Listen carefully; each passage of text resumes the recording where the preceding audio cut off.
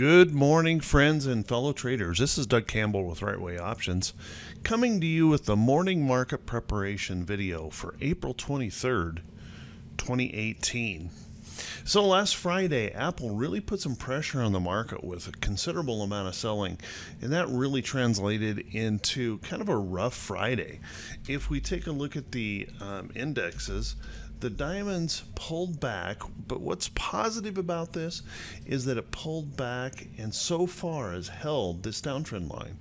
Now, unfortunately, it has also failed the 50-day moving average. We need this to respond back. Now, this week we have a huge amount of earnings. In fact, this will be the biggest earnings week this season. And we need to see some good positive reports if we're going to bounce or climb off of that. And honestly, if we did, let's just kind of keep in mind that that would be a nice higher low if that were to occur. So I know a lot of people are thinking just gloom and doom and a lot of bearishness. And you know, if you listen to some of the talking heads out there, they're as uncertain as we are. Well, let's face it, they're as uncertain as we are. And the best we can do as retail traders is learn to follow price rather than trying to predict it. And if we can just wait and see, we could get a confirmation that we are going to fail and go lower here on earnings if those earnings reports start coming in poorly. But let's hope for, and I am hoping for, that the earnings continue to come in relatively strong. Now, strong earnings does not necessarily mean we go up.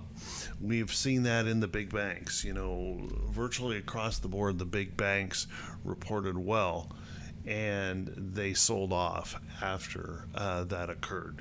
Now, one of the things that really seems to be affecting the market, and particularly today, is the increasing 20-year Treasury as it's moving toward 3%. That's really weighing heavily on the market and actually the world markets. Overnight, the futures, opened positive and seemed to want to go higher. But the selling in markets around the world, as they see the U.S. interest rates possibly rising, created some negative prints all around the world. Currently, as I'm doing this video right now, we're kind of expecting basically a flat open. But let's hope those earnings start coming in pretty strongly, and when we start getting a little bit of bullishness showing up in here. Now, we may not get a big move this morning. We have some important reports this morning, but we don't have, some of the really big ones. And that will begin tonight with Google reporting, and that could really turn things around if Google reports well. Let's take a look at the SPY. SPY really in the same situation, breaking down below that 50-day moving average, but holding this downtrend line. And of course, it all depends on how you draw that downtrend line. Currently, I have this one drawn here, but we obviously could have this. Could really be serving as the actual downtrend. But if we can hold on this and bounce, that would be a wonderful thing to see and get right back above that 50-day moving average. Let's take a look at the Qs. The Qs had a really rough day on Friday with Apple selling off so strongly, and you can see it also gave up that 50-day moving average and unfortunately gave up this important support level as well. But even with that in mind, we do have the potential, if we can get a bounce, this would be a higher low and could potentially move us up from that point. So stay focused on price action. Try not to have a bias. And that's one of the things I try to do with these morning videos is really just look at the chart, not have a bias on direction, and just say, what is the chart telling me? And currently what the chart is telling us is we have the possibility of a lower high, and we have to recognize that fact. We can hope all we want for a bounce, and believe me, I am hoping for that bounce. But we have to openly admit that we have a bearish pattern here, and until that recovers, we have to be a little bit cautious about how we move forward. Let's take a look at IWM. IWM holding above its 50-day moving average strongly, and also at the close of the day held above this kind of important support level here in IWM. So at least we have one of the indexes holding up. We just need those others to kind of turn around and participate in that move. And there's some work to be done before that happens. Let's take a look at the VIX. The fear index kind of peaked up a little bit. We held a couple of days here below the 1623 area. And that's price support right through here.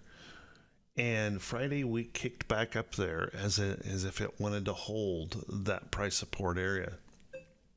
So once again, I don't see a lot of fear creeping into this market, just a little bit of uncertainty creeping in as we head into this huge week of earnings reports. Let's take a quick look at T21.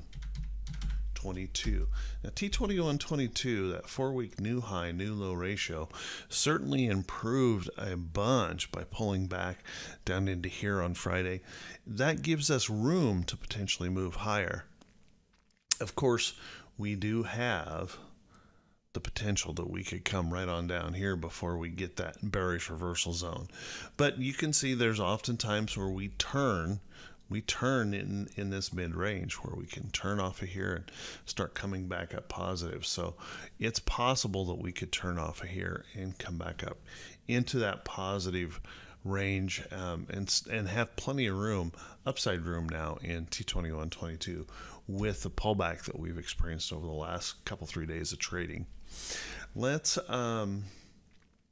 jump into the earnings calendar here. On the earnings calendar, economic calendar. On the economic calendar, we have a couple important reports this morning. First at 9:45, we get the PMI composite. Right now, they're expecting that to come in kind of flat, maybe just a little bit lower.